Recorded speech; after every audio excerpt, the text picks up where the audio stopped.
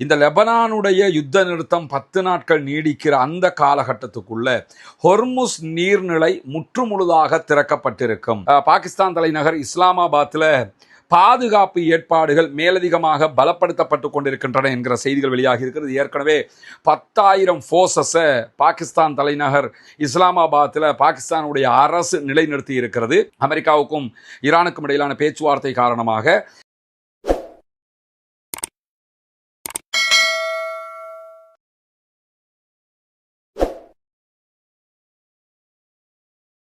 அன்பிற்கினிய சகோதர சகோதரிகளை நம் அனைவர் மீதும் ஏக இறைவனுடைய அமைதியும் கருணையும் உண்டாகட்டுமாக என்கிற உயரிய பிரார்த்தனைகளோடு பாலஸ்தீனம் மீதான இஸ்ரேலிய ஆக்கிரமிப்பு இராணுவத்தினுடைய 2 ஆண்டு கால யுத்தம் தற்போது ஒரு யுத்த நிறுத்தமாக மாற்றப்பட்டு இன்றோடு 189வது நாளாக இருக்கக்கூடிய இந்த தருணத்தில் காசாவை தொடர்ந்து மீண்டும் ஈரான் மீதான அமெரிக்க இஸ்ரேலிய ஆக்கிரமிப்பு இராணுவங்களுடைய தாக்குதல்கள் 40 நாட்கள் தொடர்ந்த நிலையில் ஒரு தற்காலிக யுத்த நிறுத்தம் தற்போது நடைமுறையிலே இருக்கிறது. இதை நிரந்தர யுத்த நிறுத்தமாக ஆக்குவதற்கு நடைபெற்ற பேச்சுவார்த்தைகள் தோல்வி அடைந்ததை தொடர்ந்து மீண்டும் ஒரு பேச்சுவார்த்தையை முன்னெடுத்து அதை வெற்றிகரமாக முடித்து வைப்பதற்கான ஏற்பாடுகளை பாகிஸ்தான் முன்னின்று செய்து வரக்கூடிய தருணத்தில் இன்றைய நாளிலும் பல முக்கியமான சம்பவங்கள் நடந்தேறி இருக்கிறது. குறிப்பாக நமக்கெல்லாம் தெரியும், லெபனான் மீதான இஸ்ரேலிய ஆக்கிரமிப்பு இராணுவங்களுடைய தாக்குதல்கள் 10 நாட்களுக்கு யுத்த நிறுத்தமாக மாற்றப்படுகிறது என்று சொல்லி நேற்று இரவு அமெரிக்க அதிபர் டொனால்ட் ட்ரம்ப் அறிவித்திருந்த நிலையில் இன்றைக்கு அதையொட்டி ஈரான் ஒரு பரபரப்பான அறிவிப்பை விடுத்திருக்கிறது. அது என்ன அறிவிப்பு என்று சொன்னால், இந்த லெபனானுடைய யுத்த நிறுத்தம் 10 நாட்கள் நீடிக்கிற அந்த காலகட்டத்துக்குள்ள ஹொர்முஸ் நீர்நிலை முற்றுமுழுதாக திறக்கப்பட்டிருக்கும். மொத்தமாக திறக்கலாவங்க. இந்த 10 நாட்களுக்காக முதல் கட்டமாக திறக்கிறாங்க. லெபனான் மீது 10 நாட்களுக்கு பிறகு மீண்டும் தாக்குதல்கள் நடத்த ஆரம்பிக்கப்பட்டால் மீண்டும் ஹொர்முஸ் மூடப்பட்டுவிடும் என்பதுதான் அவர்களுடைய அறிவிப்பினுடைய சாராம்சமாக இருக்கிறது. ஈரானுடைய ஃபாரின் மினிஸ்டர் அப்பாஸ் அராக்சி வெளியிட்டிருக்கக்கூடிய அறிவிப்பில் இந்த தகவல்கள் மிக தெளிவாக சொல்லப்பட்டிருக்கிறது. 10 நாட்களுக்கு ஹொர்முஸ் நீர்ப்பரப்பு உடனடியாக முழுவதுமாக திறக்கப்படுகிறது. அதை தாண்டி இன்றைக்கு IRGC தொடர்பாக ஈரானுடைய இராணுவம் வெளியிட்டிருக்கக்கூடிய அறிவிப்பில் இந்த 10 நாட்களுக்கு உள்ளாகவும் ஹொர்முஸ் பரப்பில் பயணிக்கக்கூடிய கப்பல்கள் கண்டிப்பாக ஈரானுடைய IRGC இடத்தில் அனுமதி பெற்றிருக்க வேண்டும். ஹொர்முஸ் திறந்து தான் இருக்குது. அதுக்காக நீங்கள் கடந்த காலத்தில் போன மாதிரி நினைச்ச மாதிரி போயிட முடியாது. IRGC இடத்துல எல்லா கப்பல்களுமே அனுமதி பெற வேண்டும். அதிலும் குறிப்பாக அமெரிக்காவினுடைய கொடியை தாங்கிய கப்பல் கூட ஹொர்முஸ் பரப்பில் போகலாம், எந்த பிரச்சனையும் கிடையாது. ஆனால் எந்த நாட்டினுடைய இராணுவ கப்பல்களும் மிலிட்ரி கப்பல்கள் எதுவாக இருந்தாலும் ஹொர்முஸ் பரப்பில் பயணிப்பதற்கு அனுமதி இல்லை என்று சொல்லி இன்றைக்கு IRGC விடுத்திருக்கக்கூடிய அறிவிப்பில் நம்ம பார்க்க முடியும். பொதுவாக அமெரிக்காவினுடைய அதிபர் அவர்களுடைய எல்லா தலைமைகளும் என்ன சொல்லுவாங்கன்னா, ஈரானுக்கு கடற்படையே இல்லை, ஈரானுடைய கடற்படையை மொத்தமுள்ளதாக நாங்கள் அழிச்சிட்டோம், ஈரான் இப்போ ஜீரோன்றெல்லாம் சொல்லுவாங்க. அவர்கள் என்ன ஜீரோ என்று சொன்னாலும் IRGC இடத்துல அனுமதி கேட்காம யாருமே பயணிக்க முடியாது என்கிற அறிவிப்பில் இருந்து நம்ம என்ன புரிஞ்சுக்கலாம்னா, இவங்க சொல்றது முற்றுமுழுதான பொய்யான ஒரு விவகாரம்ங்கிறது உலகத்துக்கே தெரியும். அதனால தான் ஈரானோட பேச்சுவார்த்தையை நடத்திக்கிட்டு இருக்கிறாங்க. கடற்படையே இல்லை, விமானப்படையே இல்லை, இராணுவத்தையே அழிச்சிட்டோம் என்பது உண்மையாக இருந்தால் இவ்வளவுக்கும் என்ன பண்ணியிருக்கணும் என்று கேட்டால் சமாதான பேச்சுவார்த்தையை நடத்தக்கூடாது. இதுதான் யதார்த்தமான கள நிலவரம் என்று இருக்கக்கூடிய சூழல்ல இன்றைக்கு அமெரிக்க அதிபர் டொனால்ட் ட்ரம்ப் நிறைய செய்திகளை இந்த ஹொர்முஸுக்கு பிறகு தன்னுடைய சோஷியல் ட்ரூத்தில் ட்விட்டாக போட்டுக்கொண்டே இருக்கிறாரு. அதில் அவர் சொல்லியிருக்கக்கூடிய ஒரு செய்தி என்னன்னு கேட்டால், ஈரானில் செறிவூட்டப்பட்டிருக்கக்கூடிய யுரேனியத்தை அமெரிக்கா கைப்பற்றும் அப்படின்னு சொல்லியிருக்கிறாரு. எந்த ஒரு பேச்சுவார்த்தை நடத்தப்படலை. ஈரான் எங்கேயுமே அதை நாங்கள் தருவோம் என்று சொல்லலை, அதை பற்றி பேசிக்கிறோம்னு தான் சொல்லி இருக்கிறாங்க.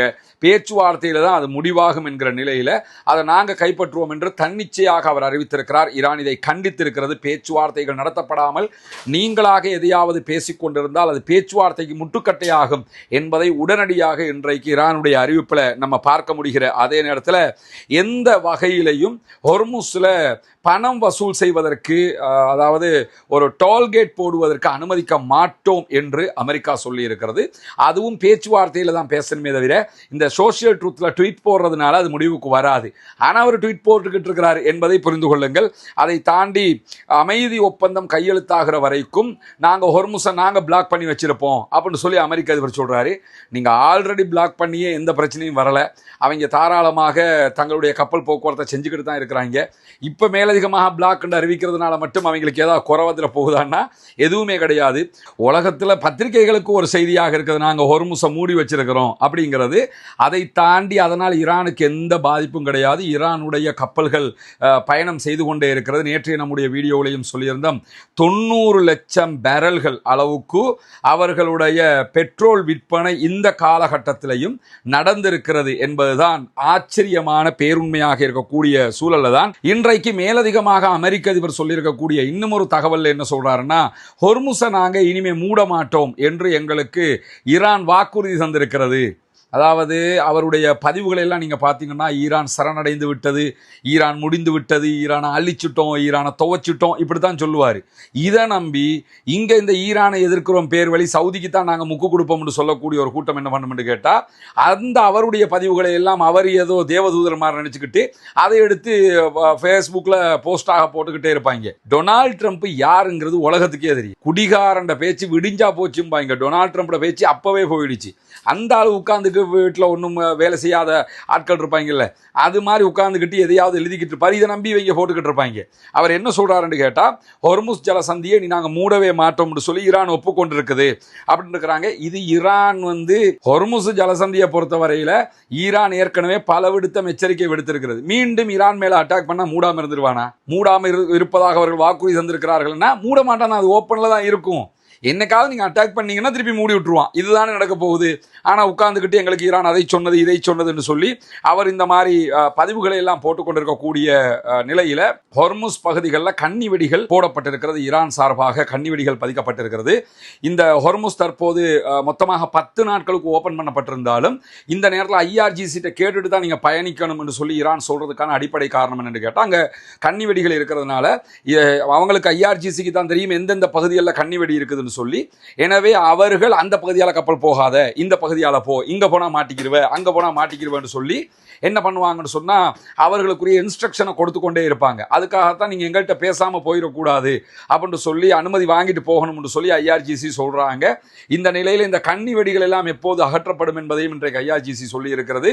நிரந்தர யுத்த நிறுத்தம் என்றாகி இனிமேல் சண்டை இல்லை என்கிற ஒரு நிலை வந்தால் நாங்களே கன்னி வெடிகள்லாம் அகற்றி விட்டுருவோம், நீங்க சுதந்திரமாக போகலாம், அது வரைக்கும் நாங்கள் சொல்கிற ரூட்டில் போகணும். ஹொர்முஸ் திறந்து தான் இருக்குது, ஆனால் ஈரான் சொல்லுகிற ரூட்டில் தான் ஹொர்முஸில் போகணுமே தவிர நினைச்ச ரூட்டில் வளம மாதிரி கப்பல்கள் பயணிக்க முடியாது என்பதையும் இன்றைக்கு IRGC மிக தெளிவாக சொல்லியிருக்கக்கூடிய சூழலில் பாகிஸ்தான் தலைநகர் இஸ்லாமாபாத்தில் பாதுகாப்பு ஏற்பாடுகள் மேலதிகமாக பலப்படுத்தப்பட்டு கொண்டிருக்கின்றன என்கிற செய்திகள் வெளியாகி இருக்கிறது. ஏற்கனவே 10,000 ஃபோர்ஸஸை பாகிஸ்தான் தலைநகர் இஸ்லாமாபாத்தில் பாகிஸ்தானுடைய அரசு நிலைநிறுத்தி இருக்கிறது. அமெரிக்காவுக்கும் ஈரானுக்கும் இடையிலான பேச்சுவார்த்தை காரணமாக இலங்கையினுடைய கிழக்கு பகுதிகள் பொத்துவில்ல செய்து வரக்கூடிய இஸ்லாத்தை ஏற்றுக்கொண்ட சகோதர சகோதரிகளுக்கான வீடு கட்டும் கட்டுமான பணிகளுக்கு தந்து உதவுங்கள் என்று சொல்லி, ஏன்னா ஜக்காத்தை பெறக்கூடிய தகுதி படைத்த 8 கூட்டத்தார் இந்த இஸ்லாத்தை ஏற்றுக்கொண்ட சகோதரர்களும் அடங்குகிறார்கள். அவர்கள் ஏழைகள் என்கிற காரணத்தினால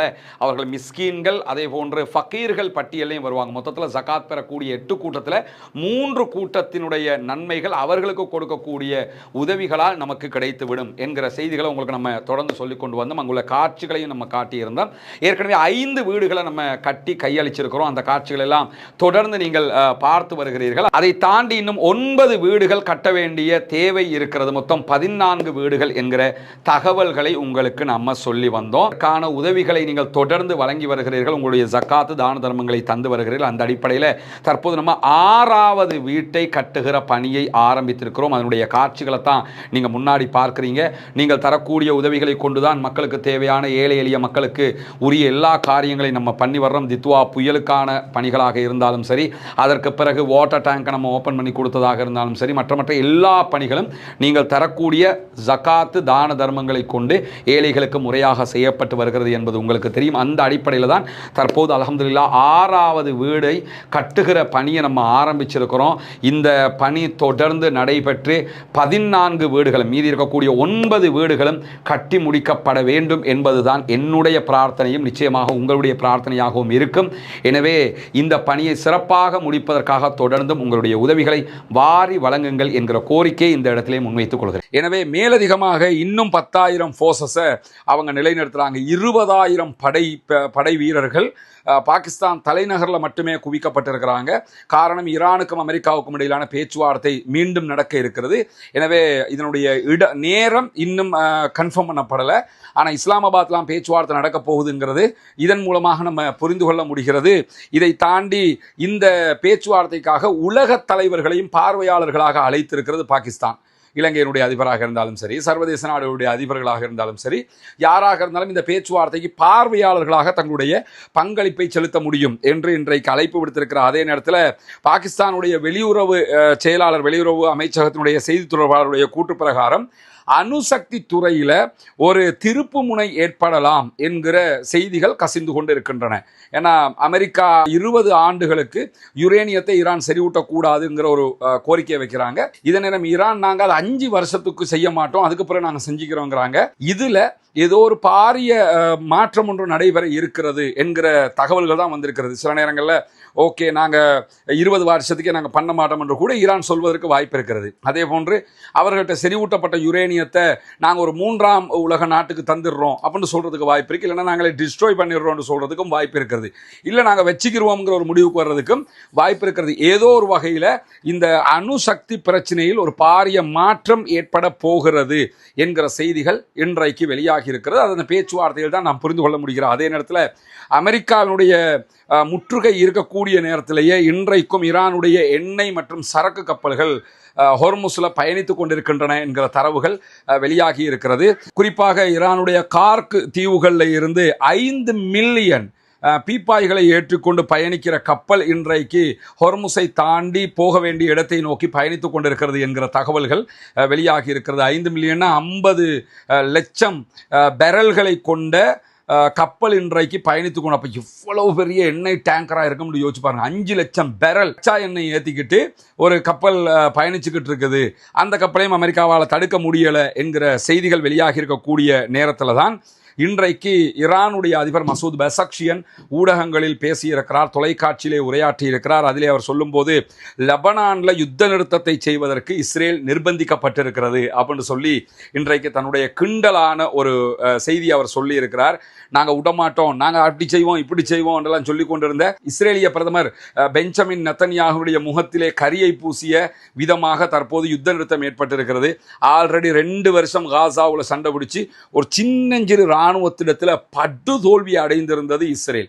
அதற்கு பிறகு லெபனான் மேலேயாவது அடித்து நாங்கள் ஹிஸ்புல்லாக்களை அடித்து விட்டோம், நொறுக்கி விட்டோம், அதுலேயாவது எலெக்ஷனை வெண்டுக்கலாம்னு நினைச்சாரு. அதுலேயும் இப்போ யுத்த நிறுத்தம் அவருடைய கனவுல மண் அள்ளி போட்டாங்க. அல்லது ஈரானை நாங்கள் ஜெயிச்சிட்டோம்னு சொல்லுவோம்னு பார்த்தா ஈரான்ட்ட நாங்களே தோத்துட்டோம்டா பொத்திக்கிண்டுடா என்று சொல்கிற அளவுக்கு அமெரிக்காவுடைய நிலை இருக்குது. அதனால் ஈரானில் தோல்வி, காசாவில் தோல்வி, தற்போது லெபனானிலும் தோல்வி அடைந்திருக்கிறது இஸ்ரேல். அந்த தோல்வியை இன்றைக்கு கிண்டலாக மசூத் பெசக்ஷியன் சொல்லும்போது லெபனானுடைய யுத்த நிறுத்தம் என்பது இஸ்ரேல் நிர்பந்தத்தில் ஏற்றுக்கொண்ட ஒன்று, விரும்பியெல்லாம் ஏற்றுக்கிறல, எப்படியாவது நீ இதுக்கு மேலே தவிர்க்க முடியாதுன்னு சொல்லி ஏற்றுக்கிட்டு இருக்கிறாங்க. வலுவான ராஜதந்திர முடிவுன்றெல்லாம் சொல்கிறாங்க. இதில் ஒரு ராஜதந்திர முடிவும் கிடையாது. தோல்விக்கு மேல் தோல்வியை அவர்கள் சந்தித்திருக்கிறார்கள். பாகிஸ்தான் மேற்கொண்ட அர்ப்பணிப்புக்கு நாங்கள் அவர்களை பாராட்டுகிறோம்னு சொல்லிட்டு நாங்கள் ஒரு நாளுமே அணு ஆயுதம் செய்யணும்னு நினைக்கல. எங்களுக்கு அணு ஆயுதம் தேவையில்லை. அன்னைக்கும் சொல்கிறோம், இன்னைக்கும் சொல்கிறோம், நாளைக்கும் சொல்லுவோங்கிறாரு. எங்களுக்கு அணு ஆயுதம் தேவையில்லை, எங்களுடைய உள்நாட்டு மின்சார தேவைகளுக்காகத்தான் இந்த வேலைகளை நாங்கள் பண்ணுறோம். அதை புரிஞ்சிக்கிறாமல் எங்கள் மேலே தாக்குதல் நடத்தி இருக்கிறாங்க. ஒரு நாளுமே நாங்கள் பிராந்தியத்தில் அமைதியின்மையை உண்டாக்கியது கிடையாது, பயங்கரவாதத்தை தோற்றுவித்தது கிடையாது. ஈரான் தன்னுடைய கொள்கைகள் நிலைப்பாடுகளில் உறுதியாகவே இருக்கிறது. இதை எதிர்த்தரப்பினர் புரிந்து கொள்ள வேண்டும். எனவே இஸ்ரேல் இதிலும் தோல்வி அடைந்திருக்கிறது என்பதை மிக தெளிவாக சொல்லியிருக்கிறார் மசூத் பெசக்ஷியன். அதை தாண்டி இன்றைக்கு ஹிஸ்புல்லாக்கள் இன்னும் ஒரு அறிவிப்பை விடுத்திருக்கிறார்கள். என்னன்னு கேட்டால், லெபனானில் இருக்கக்கூடிய லெபனானுடைய அரசு இஸ்ரேலோடு பேச்சுவார்த்தை நடத்துவதை தெளிவாக நாங்கள் எதிர்க்கிறோம் என்று மீண்டும் சொல்லியிருக்கிறார்கள். ஆனாலும் யுத்த நிறுத்தத்தை மதிக்கிறோம், நாங்கள் யுத்த நிறுத்தத்தை மீறினோம்னு நீங்கள் சொல்லிடக்கூடாது, அதுக்காக நாங்கள் யுத்த நிறுத்தத்தை மதிக்கிறோம் அப்படின்னு சொல்லி அறிவிச்சிருக்கிறாங்க. அறிவிச்சுட்டு என்ன சொல்கிறாங்கன்னு கேட்டால், யுத்த நிறுத்தத்தை மீறினால் மீண்டும் நாங்களும் தாக்குதல்களை நடத்துவோம் என்று சொல்கிறவங்க ஈரானுடைய இந்த முயற்சியை பாராட்டியிருக்கிறாங்க. ஈரான் கொடுத்த அழுத்தம் தான் தற்போது இஸ்ரேல் ஏதோ ஒரு வகையில் யுத்த நிறுத்தத்திற்கு வந்திருக்கிறார்கள் என்று சொல்லக்கூடிய ஹிஸ்புல்லாக்கள் இந்த யுத்த நிறுத்தம் ஏற்படுவதற்கு முன்பதாகவும் இஸ்ரேலுடைய 8 மாபெரும் நகரங்களை நோக்கி பாரிய தாக்குதல்களை நடத்தியிருக்கிறார்கள். மிக பெரும் அழிவுகளை பிளவுகளை உண்டாக்கி இருக்கிறார்கள். அதே நேரத்தில் இஸ்ரேல் ஹிஸ்புல்லாக்களை இலக்கு வைக்கிறோம் பேர் வழி என்று சொல்லிக்கொண்டு அங்கே இருக்கக்கூடிய அப்பாவிகள் மீதும் அதே போன்று லெபனானில் இருக்கக்கூடிய ஆம்புலன்ஸுகள் மீதும் தாக்குதல்களை நடத்தி இருக்கிறார்கள். 13க்கும் மேற்பட்டவர்கள் கொல்லப்பட்டிருக்கிறார்கள் இறுதியான தாக்குதலில் கூட என்கிற செய்திகள் வெளியாகி இருக்கிறது. தொடர்ந்து நீங்கள் எடுத்துக்கிட்டீங்கன்னா இஸ்ரேலும் அமெரிக்காவும் நடத்துகிற தாக்குதல்கள் ஸ்கூல் மேலே, அதே போன்று பொதுமக்களுடைய தளங்கள் மேலே, மருத்துவமனைகள் மேலே இந்த தாக்குதல்களை தான் தொடர்ந்து நடத்துவாங்க. ஆனால் ஈரானுடைய தாக்குதல்கள் நீங்கள் எடுத்துக்கிட்டீங்கன்னா எந்த சந்தர்ப்பத்திலையும் இஸ்ரேலுடைய பல்கலைக்கழகங்கள் மீதோ, ஸ்கூல்ஸ் மேலேயோ, காலேஜுகள் மேலேயோ, மருத்துவமனைகள் மேலேயோ அவங்க தாக்குதல் நடத்தல. மனிதாபிமான ரீதியாக இந்த யுத்தத்தை அவர்களை எதிர்கொண்டிருக்கிறார்கள் என்பதையும் மிகவும் தெளிவாக நம்ம புரிந்து கொள்ள முடிகிறது. எனவே தற்காலிகமாக 10 நாட்களுக்கு யுத்த நிறுத்தம் நடைமுறையில் லெபனானில் இருக்கிற வரைக்கும் ஹொர்முஸையும் நாங்கள் திறக்கிறோம் என்று தற்போது ஈரான் சொல்லி இருப்பது வரவேற்கத்தக்கது. உலக நாடுகள் ஒரு நிம்மதி பெருமூச்சை விட முடியுமான ஒரு சந்தர்ப்பமாக இருக்கிறது. பொறுத்திருந்து பார்ப்போம் என்னவெல்லாம் நடக்கிறது என்பதை. தொடர்ந்தும் இணைந்திருங்கள். ரஸ்மின் மைசி நியூஸ் மற்றும் ரஸ்மின் டாக்ஸ் ஆகிய 2 சேனல்களோடு உங்களுக்கு தேவையான உண்மை செய்திகளை உடனுக்குடன் கொண்டு வந்து தருவதற்கு தயாராக இருக்கிறோம். ஆக்கிரமிப்புகள் ஓய வேண்டும், ஆக்கிரமிப்பாளர்கள் ஓய வேண்டும், ஆக்கிரமிப்பாளர்களால் அப்பாவிகள் மீது நடத்தப்படுகிற அத்தனை தாக்குதல்களும் நிறுத்தப்பட வேண்டும் என்கிற பிரார்த்தனை அல்லாஹ்விடத்தில் நாம் முன்வைக்க வேண்டும். பாலஸ்தீன் அப்பாவிகள் மீதும், லெபனான் அப்பாவிகள் மீதும், அதே போன்று ஈரானுடைய அப்பாவிகள் மீதும் நடத்தப்படுகிற தாக்குதல்கள் நிறுத்தப்படுகிற அதே நேரம் மத்திய கிழக்கு முழுவதும் அமைதி திரும்ப வேண்டும், முழு உலகம் அமைதி பூங்காவாக மாற வேண்டும் என்கிற உயரிய பிரார்த்தனைகளோடு ஆக்கிரமிப்பாளர்களுக்கு எதிராக தொடர்ந்தும் ஜனநாயக ரீதியாக குரல் எழுப்புவோமாக. வாஹிர் தஅவானா அல்ஹம்துலில்லாஹி ரப்பில் ஆலமீன்.